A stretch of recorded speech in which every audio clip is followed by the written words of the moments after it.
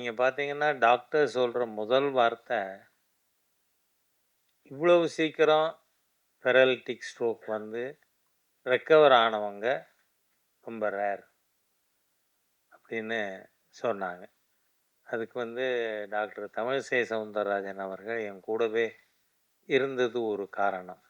என்ன, வர்ற வெற்றி விழா நடக்கும்பொழுது, நான் ஓடிப்போய் மைக்கில் நின்று பேசுகின்ற அளவிற்கு நிச்சயமா இருக்கும் என்கின்ற என்னோட நம்பிக்கையும் தெரிவித்து, 3வதுன்னா சூப்பர் ஸ்டார் ரஜினிகாந்த் அவர்கள் என்ன பார்க்க வந்தார். அப்போ,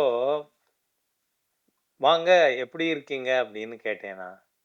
"என்னங்க நீங்க எப்படி இருக்கீங்கன்னு பார்க்கறதுக்கு நான் வந்திருக்கேன். என்ன எப்படி இருக்கீங்கன்னு நீங்க கேட்குறீங்களேன்னு." டாக்டர்ஸ் வேர் சர்ப்ரைஸ்டு.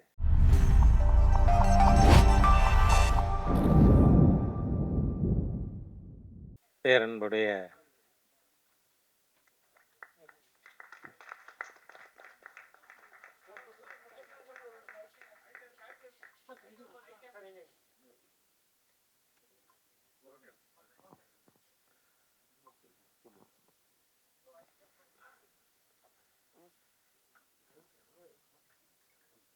முன்னாள் ஆளுநர் திருமதி தமிழிசை சவுந்தரராஜன் அவர்களே, டாக்டர் சவுந்தரராஜன் அவர்களே,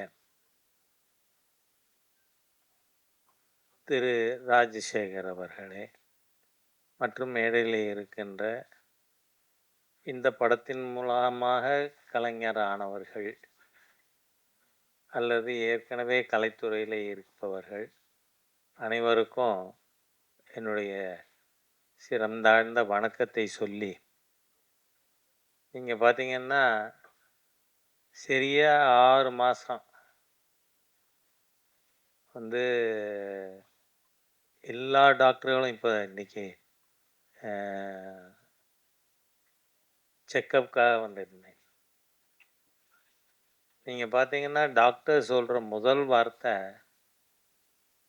"இவ்வளவு சீக்கிரம் பெராலிட்டிக் ஸ்ட்ரோக் வந்து ரெக்கவர் ஆனவங்க ரொம்ப ரேர்" அப்படின்னு சொன்னாங்க. அதுக்கு டாக்டர் தமிழிசை சவுந்தரராஜன் அவர்கள் என் கூடவே இருந்தது ஒரு காரணம். என்ன, வந்து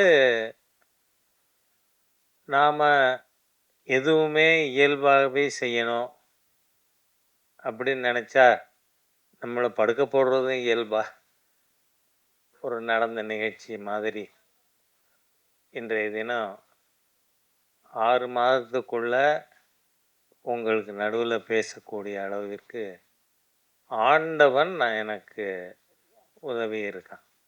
அதை நம்ம மறுக்கவே முடியாது. இந்த படத்தை பொறுத்தவரை டாக்டர் ராஜசேகர் அவர்கள் ஒரு விஷயத்தை சொல்ல விட்டுட்டாருங்க. மேக்கப்பே கிடையாது. இந்த இந்த படம் எடுத்ததில் மேக்கப்பே கிடையாது. சாதாரண காஸ்டியூமில் வந்தேன். படம் அவங்க சொன்னதை செஞ்சு கொடுத்துட்டு நாம் வீட்டுக்கு வந்துட்டோம். அந்த அளவிற்கு இந்த படம் பெரிய அளவில் மக்கள்கிட்ட வரவேற்பை பெறுங்கிற நம்பிக்கை எனக்கு இருக்கிறதுக்கு ஒரே காரணம், நாம் இயல்பாக சூழ்நிலைக்கு ஏற்ற மாதிரியாக இந்த படத்தை டாக்டர் ராஜசேகர் அவர்கள், அவருடைய டீம், தம்பி குரு, இவங்க எல்லாருமா சேர்ந்து எடுத்திருக்காங்க. நீங்கள் பார்த்தீங்கன்னு சொன்னால், ஒரு லாப நோக்கில் நீங்கள் லாபங்கிறது எப்போவுமே தி கேபிட்டல் தாஸ் கேபிட்டல் அதை படித்தீங்கன்னா தெரியும். சர்ப்ளஸ் வேல்யூ தியரி அப்படின்னு. அந்த சர்ப்ளஸ் வேல்யூ இல்லைன்னு சொன்னால் அடுத்த இன்வெஸ்ட்மெண்ட்டுக்கு எங்கேருந்து பணம் வரும்? அதனால் கம்யூனிஸ்ட்டுகளோட தியரியே கம்யூனிஸ்ட்டுகள் தான் உடைச்சாங்க. அது இட்ஸ் இம்ப்ராக்டிகபிள் அப்படின்னு சொல்லி, அந்த சர்ப்ளஸ் வேல்யூ அது வர முடியாது அப்படின்னு கம்யூனிசம் நிரூபிக்குது. அந்த மாதிரியா நம்ம நாட்டுல பல்வேறு சம்பவங்கள் நமக்கு ஒரு பாடமா அமைஞ்சிருக்கு. அதுல இந்த கதை வந்தது கொரோனா சமயத்துல. அந்த சமயத்தில் அ மக்களுக்கு அந்த ஒர்க்கோட வேல்யூ என்ன அப்படின்னு புரிய வைக்கணும். நீங்க பார்த்தீங்கன்னா, இந்த படத்துல ஒரு காட்சி வரும்.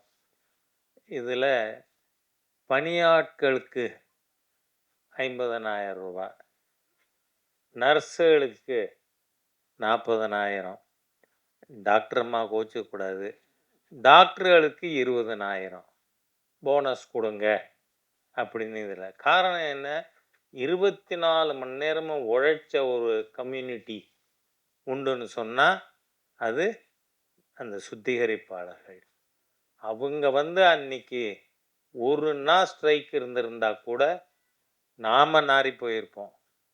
அந்த மாதிரியாக இந்த மருத்துவத்துறையின் மூலமா மக்களுக்கு எப்படி போய் அடைய முடியும் என்பதையும், அதுல ஊழல் செய்யறவன ஆட்சியே போனாலும் ஊழல் செய்யறவனுக்கு எதிரா நடவடிக்கை எடுக்கணும் அப்படிங்கிற தீம் மக்கள்கிட்ட சென்றடைவதற்காக எடுக்கப்பட்ட படம். நிச்சயமா எனக்கு நல்ல நம்பிக்கை இருக்கு.